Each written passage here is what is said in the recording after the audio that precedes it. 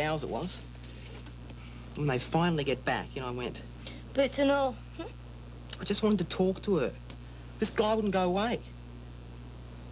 He's dressed like Don Johnson, you know? Italian silk coat and everything, super cool shades. I'm just in this sort of stuff. And I said to Roo, can we go talk somewhere? No. Can we go inside? No, Frank, go away. I'm having a good time here. And then in butts Mr. Mercedes. Hey, mate, she's moved up in the world. Don't hassle her. And I said to Roo, is there a problem? Am I embarrassing you or something? This guy said, hey, mate, you couldn't embarrass anyone wearing that shirt. And Roo just burst out laughing. She's standing there laughing at me. So I hit him. Good on you. Donald! Oh, all work and no play. You should be out and about, not fussing around in here. What is it, Celia? A rather important matter, actually. The school production. Well, we decided there isn't going to be one this year. I heard a moment ago. Frankly, I was devastated when I think of the success of last year's. The enjoyment and excitement the students got from it. Think of the cultural deprivation. Look, it's purely a matter of staff availability. Look, I'm sorry, Celia. I simply don't have the time to talk about it. You aren't interested in your students' broader education? Yes, of course I am. Then I think that you should spare a few moments to discuss it. You've been working too hard. You're never usually this snappy. I am not being snappy. It's just that I have more important things to think about. Look, your students' cultural development is of paramount importance. Look, if you're that keen, I'll ask for volunteers amongst the staff. Oh, I hoped you'd say that. I thought the Mikado. What better for children than Gilbert and Sullivan? In here, you'll find dates, a rehearsal schedule, and all other relevant details. Naturally, I'll resume my usual role as musical director. They've turned me down. Who? The Department of Education. I wrote saying I wanted a headmastership or I'd resign, remember?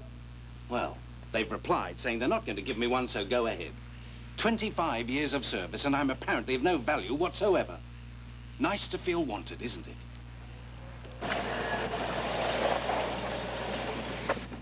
Okay, what exactly did they say? Do you mind? No, not at all.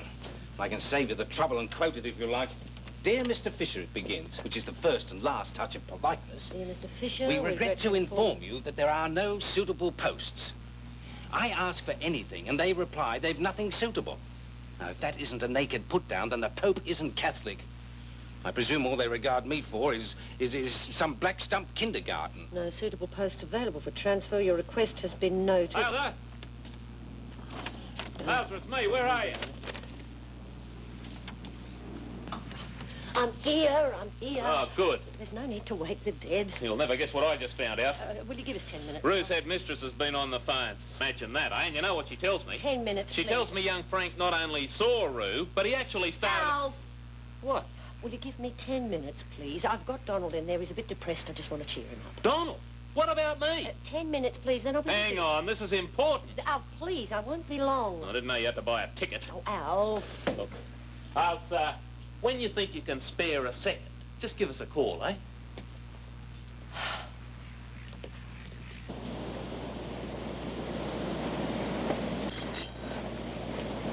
Good afternoon, Alfred. Yeah. Oh, dear. What's happened? Ask Ailsa. Oh, you two haven't been arguing. Arguing? I can't even get to talk to her, let alone damn well argue with her. Donald's in there with his problems, so it doesn't matter what I want to say, does it? Problems?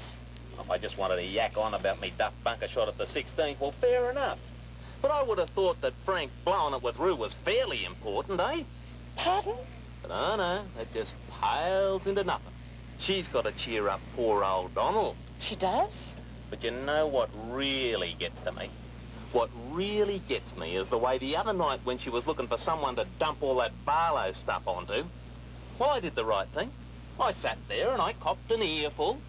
And I did it because I thought that mutual respect was part and parcel of a relationship. And so it is. You tell her that. Alfred, wait!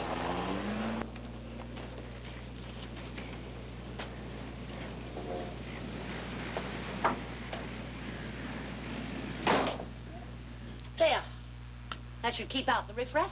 Now, where were we? However, your request has been noted and your name placed on our waiting list.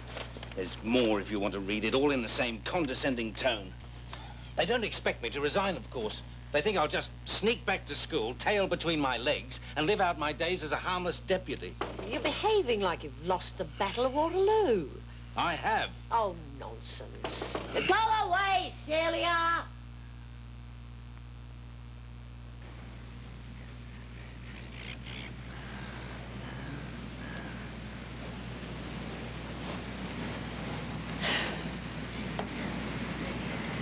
You're not really serious about resigning, are you?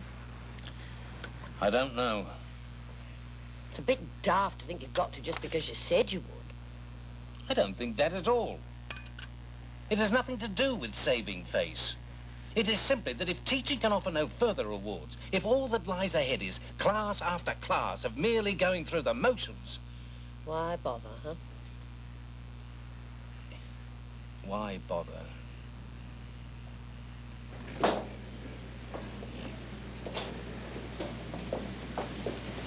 Maybe if you talked it over with your brother. I doubt if he could help. Well, for what it's worth, I think you should stay. Well, thanks, Ailsa. Now, thanks for the coffee. Anytime.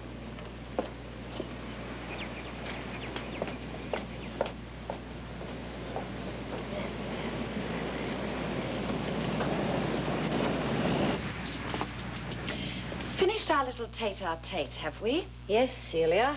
Donald have anything interesting to say? No, not really. Oh. Everything's fine then, is it? Just dandy.